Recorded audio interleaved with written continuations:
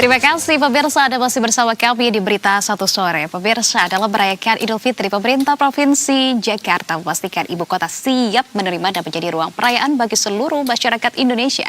Ya, Wakil Gubernur Rano Karno menegaskan Jakarta bukan hanya kota modern yang terus berkembang, tetapi juga kota yang terbuka, inklusif, dan menjunjung tinggi keberagaman.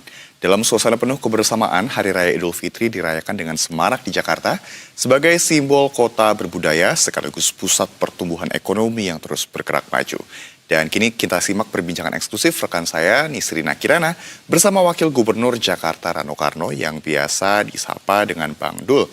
Berikut ini. Assalamualaikum warahmatullahi wabarakatuh, pemirsa. Suasana Lebaran ini selalu menghadirkan wajah Jakarta yang berbeda karena kita lihat jalanan yang lebih sepi dan juga lengang, banyak warganya yang mudik. Tapi di sisi lain, ibu kota tidak hidup selalu ramai karena adanya berbagai kegiatan dan juga pelayanan publik yang tentu ini harus terus berjalan. Lalu pemirsa, bagaimana Jakarta dalam menyambut Idul Fitri tahun ini, serta juga apa saja yang disiapkan bagi warganya yang tetap tinggal di ibu kota, dan juga antisipasi dalam nantinya menyambut arus balik mudik Lebaran. Dan kita akan membahas selengkapnya bersama dengan Wakil Gubernur DKI Jakarta Rano Karno. Kita langsung tunggu. Waalaikumsalam, si Porina. Lu dari mana keliling-keliling di balai kota? Keliling nih, bagus banget ya. Bagus banget Bang Dul. Ini Lebaran nih. Coba kalau kemarin kamu mulai dari Desember, Natalan, langsung Imlek, kemarin ke sekarang kemudian Nyepi. Nah sekarang Idul Fitri. Idul Fitri ya. Jakarta balai kota begini nih. Luar biasa ya. Jadi outlet. Betul, setiap perayaan semuanya dirayakan. Selalu tempatnya untuk semua kalangan ya. Iya, benar. Bang Dul, gimana kabarnya dong? Alhamdulillah agak kurus nih 3 kilo. Waduh, berhasil ya dia. Cuman begitu Lebaran, waduh naik lagi. Iya, kalau itu emang susah ya Bang Dul ya? Halo, ya Bang Dul, susah ya. Kalau ngomong-ngomong soal sosok Bang Dul sendiri nih ya, kalau saya melihatnya sendiri tuh selalu lekat dengan citra Betawi. Kalau ketemu Bang Dul, bawaannya pengen pantun gitu. Habis bagaimana? Boleh nggak saya pantun sedikit? Harus dong, kudu. Kalau nggak pantun nggak bisa wawancara kita nih. Ayo. Oke, nanti kalau saya pantun, Bang Dul bilang cakep ya? Cakep. Oke. Pagi hari, jangan lupa enaknya beli ketupat. Cakep. Jangan lupa juga untuk beli dodol. Artinya itu apa? Lebaran makin terasa hangat, apalagi ditemani Bang Dul. Bang Dul, gimana sejauh ini persiapan Jakarta nih dalam menyambut Idul Fitri? Selain juga ornamen ya, udah rame banget ya? Udah. Waduh, kalau dibilang persiapan mungkin 2 bulan sebelum Idul Fitri sudah persiapan. Udah persiapan ya? Mungkin orang lihat persiapan itu cuma pada perayaannya. Tapi sebetulnya kebutuhan pokok itu persiapan yang paling repot. Wah, menarik nih, kayaknya bakal panjang. Panjang. Lebih enak kalau kita sambil duduk kan? Duduk, apalagi kalau ada balik kita tiduran. Waduh. Oke, gimana tuh kalau dari segi pangan sendiri? Jadi ya setiap kegiatan kita harus preparation cukup panjang ya. Karena misalnya seperti kalau kita bicara season aja. Ya. Maaf, dari mulai Imlek, kemudian Natal, kemudian Tahun Baru, kemudian masuk ke Nyepi, kemudian Ramadan. Pasti kebutuhan orang pertama adalah pakan atau pangan. Nah ini kita harus kontrol. Ya. Untungnya Jakarta itu udah punya yang namanya contract farming. Ya. Jadi kita sudah punya kontrak bekerja sama dengan daerah wilayah Jakarta. Makanya kemarin kenapa saya ke Cianjur. Karena misal gini, kita beli beras, Jakarta beli beras. Ya. Itu produksi dari Cianjur. Oke. Itu kira-kira hasil dari hampir 150 hektar. Itu baru beras loh. Ya. Belum cabai, belum daging. Makanya kemarin daging, Pak Gub bahkan nyambut kedatangan sapi dari Australia. Luar biasa. Nah, jadi kalau Rina bicara tentang persiapan, bukan pada arsitek ini, tapi bagaimana persiapan kita mempersiapkan semua kebutuhan Jakarta. Betul, apalagi kalau puasa, mulai dari kemarin awal puasa sampai menjelang Lebaran dan juga Lebaran, cenderung harga pokok ini naik di Jakarta. Betul. Tapi Bang, mungkin sebelum kita lebih jauh membahas terkait dengan pangan begitu ya. Mungkin kita bahas dulu nih terkait dengan tradisi Bang Dul dalam menyambut Idul Fitri gitu. Ya, gini Rin, barangkali ini Idul Fitri kita kedua. Ya, tapi memang jujur ini persiapan jauh lebih panjang. Ya. Kenapa yang kedua? Karena waktu pertama kita kan dilantik tanggal 20 Februari. Ya. Di mana kemudian Maret sudah masuk Ramadan dan puasa, Ya. Lebaran. Lebaran. Jadi persiapan buat kita itu sangat pendek. Betul. Nah sekarang ini adalah Lebaran kedua, tentu agak lebih lengkap kita menyiapkannya. Ya, walaupun sebetulnya yang nama pemerintah daerah, ya karena kebetulan kami ini kan baru, tapi sebetulnya program itu sudah berjalan. Tinggal penguatan atau jumlahnya kita tambahkan atau tidak. Misalnya sekarang ini bayangin, jumlah pemudik yang kita bikin fasilitas gratis, itu pendaftarannya sudah mencapai hampir 38.000. Wow. Sementara kita cuma memploting 15.000. Nah ini bagaimana kekurangannya? Misal seperti itu. Kalau harga naik nggak bisa dihindari. Betul. Nah karena itu pemerintah daerah melakukan istilahnya kayak pasar murah. Ya. Kita membuka Stimulus ya Bang. Ya, jadi kita buka pasar murah di beberapa tempat agar daya beli masyarakat bisa Tetap kita terjaga. kontrol. Karena urusan perut mah nggak bisa nunggu Nah ya Bang. itu yang kita kunci. Betul sekali. Betul, itu yang kita kunci. Oke Bang, kalau Ya. kita lihat di suasana Lebaran, Jakarta ini selalu berbeda ya Bang dengan kota-kota seperti Jawa Tengah dan juga Jawa Timur. Ya, ya, Kalau ya. Lebaran selalu cenderung ramai. Nah sementara Jakarta cenderung lengang nih Bang, karena ditinggal warganya mudik. Iya, iya, Nah iya. Bang Dul sendiri ngelihat Jakarta Jadi dengan- kamu bayangin Rin, Ya. setiap tahun, setiap hari raya itu minimal 3 juta kendaraan keluar dari Jakarta. Kalau kamu hitung 3 juta satu kendaraan 4 saja. Iya, Sudah 12 juta orang pergi. Jadi kamu bayangin. Makanya Jakarta bisa kosong. betul. Nah, belum produknya. Jadi kamu bayangin di atas mobil masih ada buntelan tuh. Itu baru yang darat ya Bang, belum yang kapal, belum yang kapal, udara. belum kereta. Betul. Kan? Jadi kamu bayangin, diasumsikan setiap hari raya minimal 20 juta orang. Sementara kamu pertanyaan Jakarta ini cuma 11 juta tercatat. Artinya apa? Pergerakan Jabodetabek punjur ini, itu orang udah anggap bagian dari metropolitan. Nah, jadi memang menarik, mengatur itu nggak mudah. Ya. Gitu loh. Nah, kalau membahas soal jalanan Jakarta yang lengang, Di saat Lebaran. Betul, yang artinya setahun sekali doang nih kita bisa jalan-jalan di Jakarta tanpa hambatan begitu ya. Iya, iya. Kira-kira mungkin nggak ya suatu hari bisa mewujudkan lalu lintas Jakarta yang lengang tanpa menunggu waktu Lebaran? Kayaknya agak sulit dan nggak usah muluk kita berjanji, Ya. ya kan? Karena Jakarta ini unik. Terdaftar mungkin 11 juta Ya. populasi masyarakat Jakarta, tapi pengunjung setiap hari kamu bisa hitung lah. Ya, selalu datang dari daerah penyangga ya Bang? Nah, makanya kemacetan di Jakarta ini hanya pada sesi pagi, Dan jam sore hari. kerja dan pulang kerja. Ya. Nah, jadi kalau kita sudah survei, kita pernah melakukan survei, itu kira-kira 4,5 juta orang yang masuk ke Jakarta. Nah, karena itu kan kita harus punya metode. Kita nggak mungkin lagi menambah jalur. Kita nggak mungkin membuat Ya. jalur. Artinya karena keterbatasan. Nah, dulu mungkin konsepnya Transjakarta. Ya. Sekarang setelah Pak Gub dan kita memperlebar yang kita sebut Trans Jabodetabek. Jadi Transjakarta kita ini kita bikin jauh. Kemarin kalau saya nggak salah baru saja di launch yaitu Blok M ke bandara. Betul. Itu saja sudah sangat membantu kamu. Itu sangat membantu, Bang Dul. Betul. Pakai orang aduh bang happy kita kenapa? Ya kita kalau naik umum kan bisa 200.000 katanya. Iya. Sekarang kita naik TJ 3.500 gitu kan. Bang bisa nggak selamanya? Waduh kalau selamanya nggak mungkin. Iya. Paling kita ya tapi Pak Gu punya kebijakan selama 3 bulan kita memperlakukan itu. Karena kan kita harus menghitung juga semua kan. Bayangin armada kita berarti kita ambil dari beberapa tempat. Nah sekarang Jakarta memang berencana akan menambah kira-kira 1.000 armada lagi. Luar biasa. Untuk menambah apa? Tidak menambah jalur jalan, tapi menambah kendaraan kita. Kita masuk ke Bogor, kita masuk ke Depok, bahkan kita masuk ke Banten. Ya. Itu yang membuat sekarang kenapa tiba-tiba yang namanya Blok M itu dibilang negara Blok M. Blok M Hub ini. Iya, karena titik temunya selalu di situ ya. Di situ semua Sebelumnya ada sentral. PIK juga, PIK Blok M. Peak Blok M segala macam. Bayangin, peak pertama kali dibuka itu 1 hari Ya. hampir 4.700 penumpang. Hari pertama Saya dibuka. menikmati karena saya warga PIK. Ya itulah makanya. Nah Iya. artinya kita nggak mungkin bisa mengurangi populasi kendaraan. Ya, Karena kalau kendaraan itu kan wewenang pusat. betul. Tapi kita juga bagaimana melakukan inovasi tentang bisa bagaimana pengendalian kemacetan ini. Ya.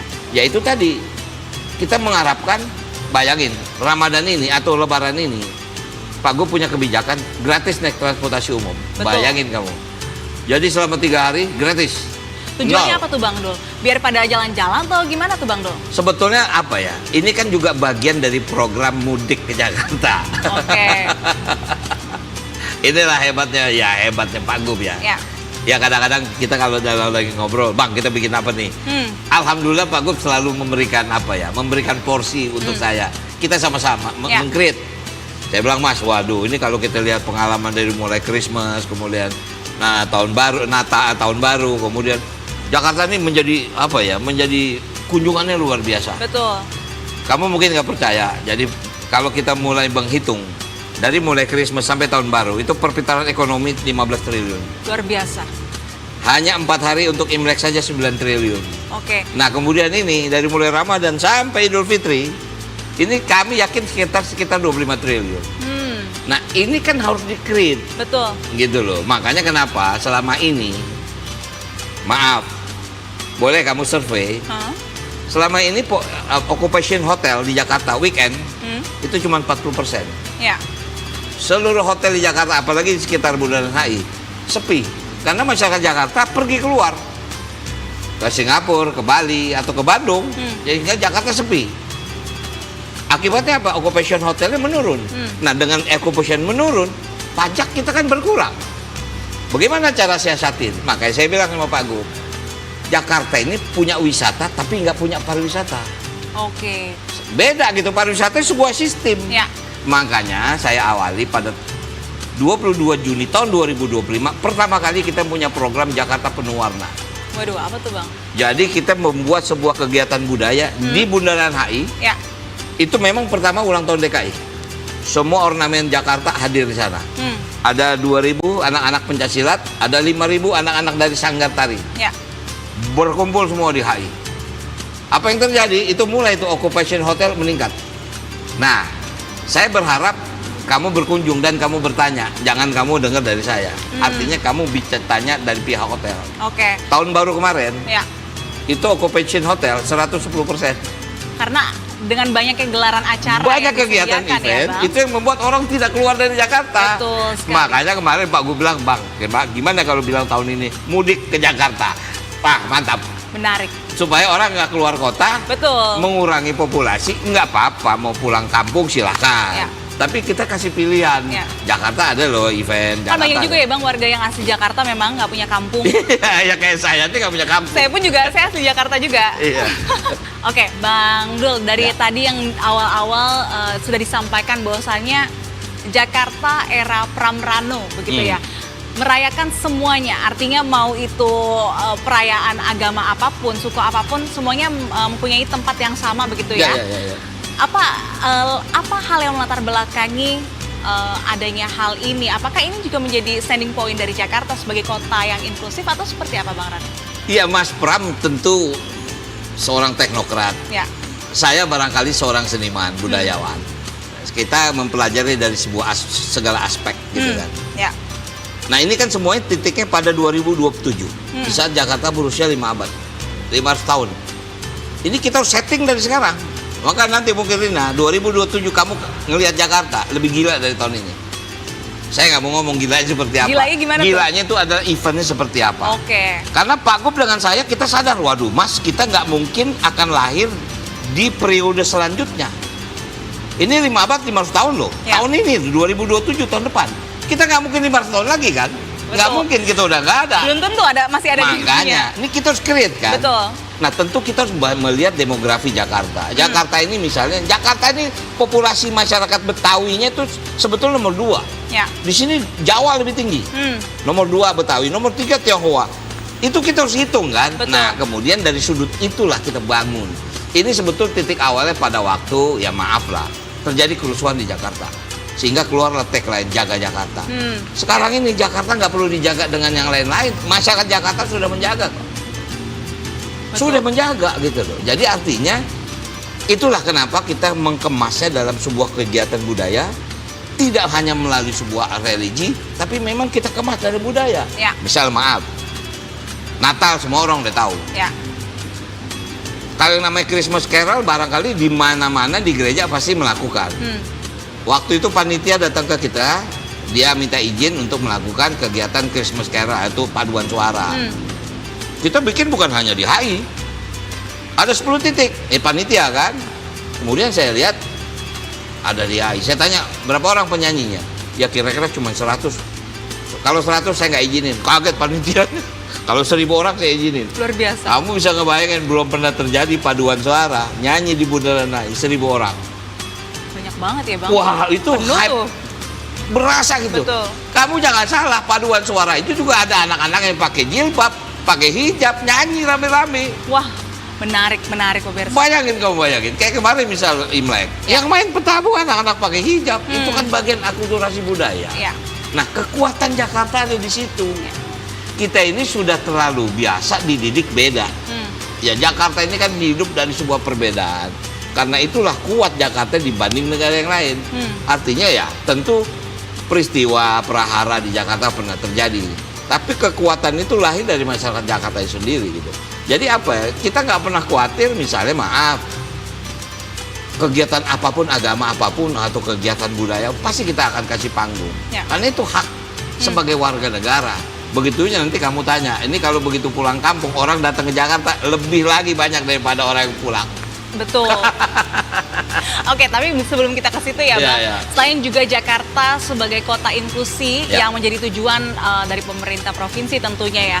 Ini sempat ada digaungkan juga ingin menjadikan Jakarta sebagai kota sinema. Nah, visinya sebetulnya seperti apa sih? Iya. Gini loh, setiap kota itu pasti harus punya poin. Ya. Ya kan.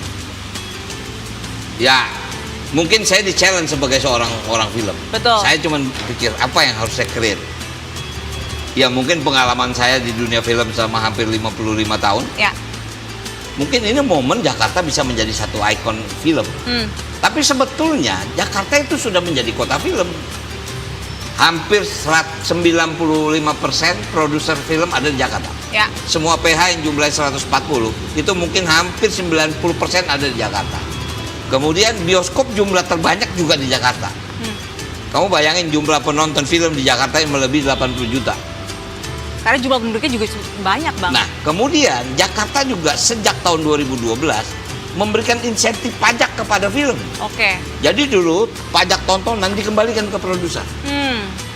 Zamannya Pak Fauzi Bowo itu masih 75%. Kemudian zaman Pak Jokowi dikembalikan 50%. Sekarang 0%. kita mengembalikan kepada produser dan bioskop 50%. Oh. Nah, artinya kalau dengan itu, wah ini saya harus buat ekosistemnya. Karena itu terpikir kepada saya sedang menyusun yang dibilang Jakarta Film Commission. Nah, Rina, kamu bayangin di dunia ini setiap festival internasional itu dilakukan bukan oleh country, tapi oleh city. Ada Busan Festival, itu dilakukan oleh Busan. Ya, betul sekali. Festival film Cannes, itu bukan Perancis, bukan negara yang tapi Cannes membuat. Tokyo, kemudian kemarin di Belanda, kemarin di Jerman segala macam. Nah, kalau ini konteksnya apa? Tiba-tiba Jakarta ingin menjadi kota global. Nah, global itu ada syarat, ada indeks yang harus dicapai. Film adalah salah satu indeks yang bisa saya capai. Betul sekali. Gitu loh. Nah, alhamdulillah tahun 2025 kami memberanikan diri mengikuti festival film Cannes.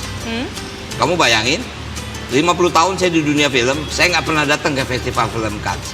Karena festival itu bukan film saya. Ya. Festival itu film-film, maaf, mungkin Christine Hakim, Slamet Harjo. Kalau film saya kan film remaja, SMA, Kita Cinta SMA. Jadi saya nggak tahu, saya belajar. Ya. Tahun pertama kemarin kita buka. Kemarin baru saja pulang, Februari ini. Perusahaan besar dari Korea syuting di Jakarta, yaitu di Kota Tua. 2 bulan dia syuting di Jakarta. Awal-awalnya, maaf ini, awal-awalnya pada waktu saya dikunjungi, ya tim produksi dari Korea datang. Dia minta izin. Nah, itu informasi dia dapat dari mana? Waktu saya festival film Cannes. Bahwa kita ada program namanya Filming in Jakarta. Oke. Dulu mau syuting di Jakarta susah, Rin. Mau syuting di Kota Tua, premannya banyak, Satpol PP, belum polisi, belum ini, izinnya nggak tahu. Sekarang kita create. Sudah dibuat ya? Nah, caranya. itulah melalui Jakarta Film Commission. Oke. Tapi jujur saja, ini lembaga baru kita desain.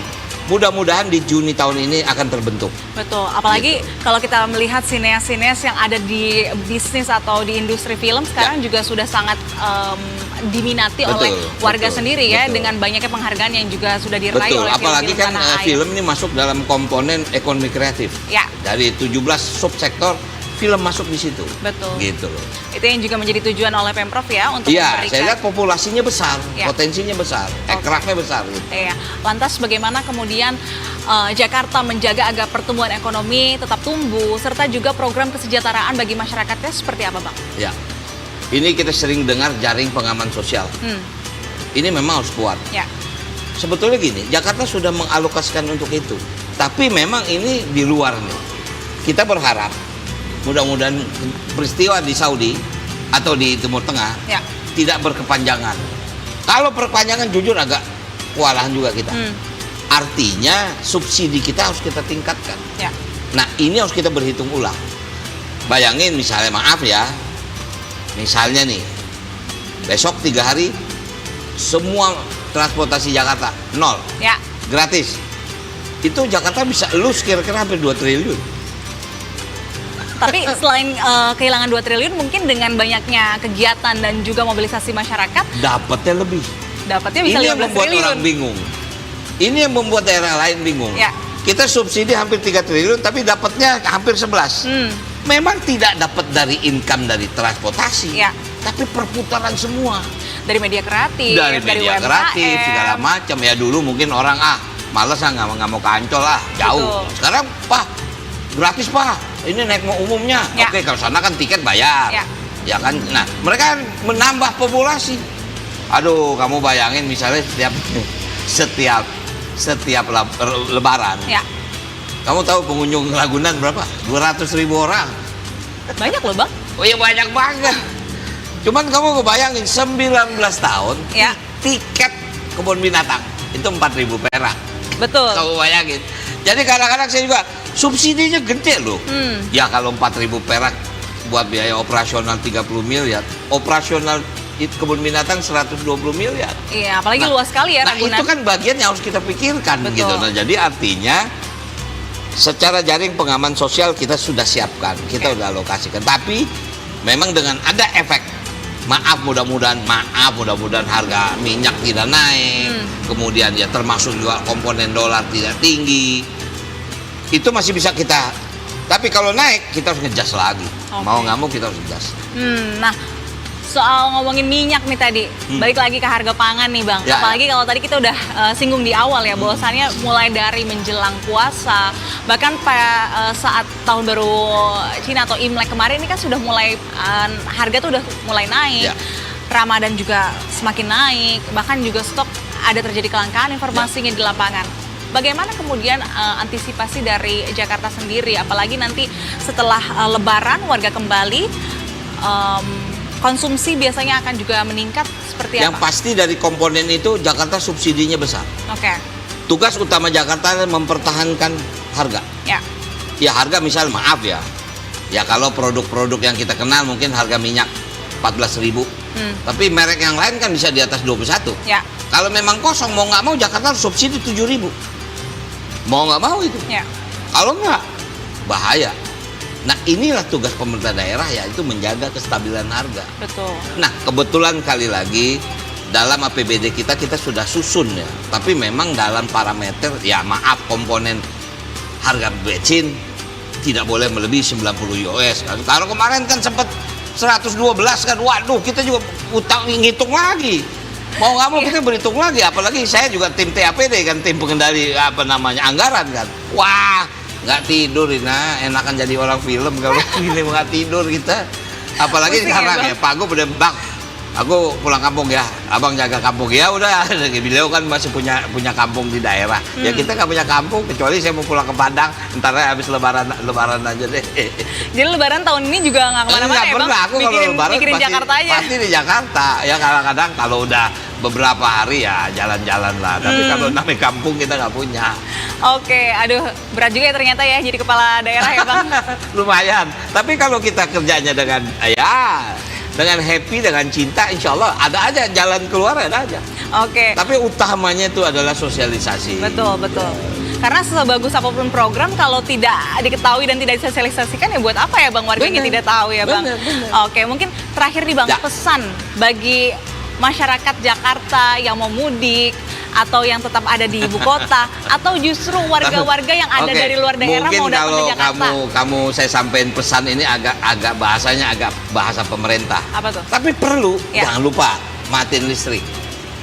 Ini kadang-kadang Sepakat. aduh, kadang-kadang maaf ya, Ya. 90% kebakaran di Jakarta. Ya. Ini karena listrik. Hmm. Ya kamu bayangin satu colokan charger HP-nya 10. Begitu Gimana kalau konslet ya Bang? Begitu pulang lupa nyabut, panas. Betul, ya. Ya kemudian jangan lupa titipkan rumah sama tetangga. Ya. Artinya itulah fungsi-fungsinya. Nah kemudian ya bawa barang yang secukupnya aja, nggak usah. Ya mungkin yang 6 orang pulang kampung pasti mau beli oleh-oleh. Kalau mau beli baju di sana aja lah, ngapain juga beli di sini. Ya. Kemudian ya jaga kesehatan aja di jalan. Yang pasti diprediksi ya tahun ini mungkin ya 3 juta mobil keluar dikali 4 orang jadi 12 juta orang pulang kampung ya, jadi selamat beridul fitri di jalan. Nah itu dia pemirsa. Terima kasih banyak atas Sama-sama. waktunya. Bang Dul sudah ngobrol banyak ngomongin soal persiapan Lebaran. Ya, oke. Sampai juga tadi kita ngomongin soal ini ya Bang, film juga. Jangan lupa tuh pemirsa, warga Jakarta jalan-jalan Lebaran ya, karena gratis Transjakarta. Silakan. Ada juga banyak diskon ya Bang? Ya. Betul sekali. Bang Dul, terima kasih banyak Oke, atas makasih, waktu Po. dan kesempatannya. Sama-sama, maaf lahir Dan batin. tentu kita harapkan ya pemirsa agar Jakarta di bawah kepemimpinan Bang Dul bersama dengan Pak Gubernur ini menjadi kota yang nyaman, Amin, inklusif, amin. dan juga menjadi kota yang baik tentunya bagi Amin, seluruh insya Allah, warganya. Terima kasih banyak. Sama-sama. Dan pemirsa, demikianlah perbincangan kami bersama dengan Wakil Gubernur DKI Jakarta, Bapak Rano Karno. Saya Nisra Kirana atas nama seluruh kru yang bertugas mengucapkan terima kasih atas kebersamaan Anda. Selamat Hari Raya Idul Fitri, mohon maaf lahir dan batin.